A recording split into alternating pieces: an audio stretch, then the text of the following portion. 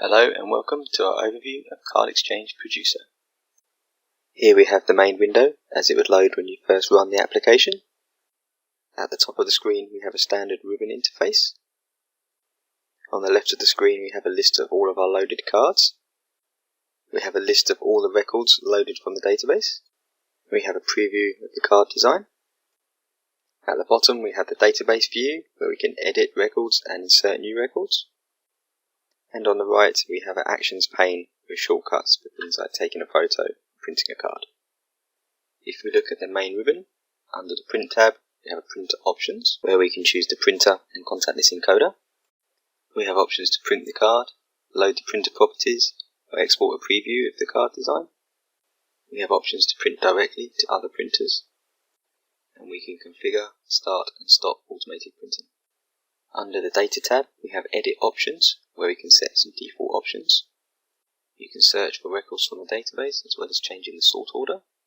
There are options to show the database record pane and the manual entry pane, and you can configure and enable the different database filters. Under the Photos tab we have options to set the default camera and also enable the image editor and automatic face recognition. There are also buttons to take photo, import photo from file, and some other basic options such as editing photo, copying and pasting.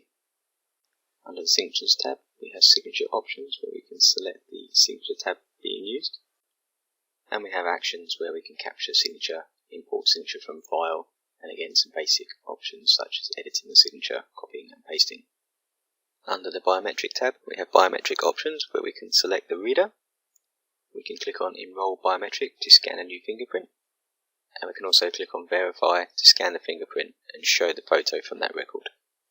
Under the ID Scan tab we can again click on Options to select the ID scanner being used, and we can scan the document or remove the document if it's no longer required.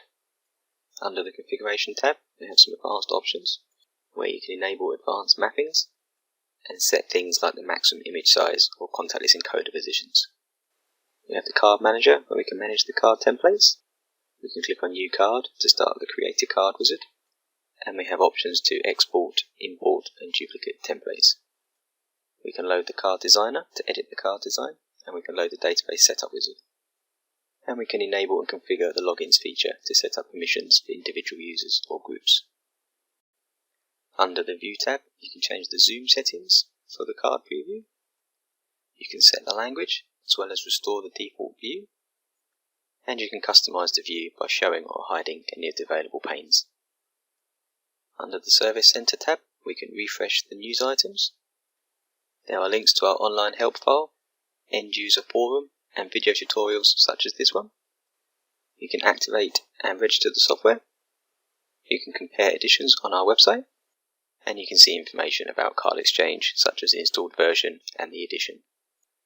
Thank you for watching. You can find other tutorials on our website, cardexchangesolutions.com.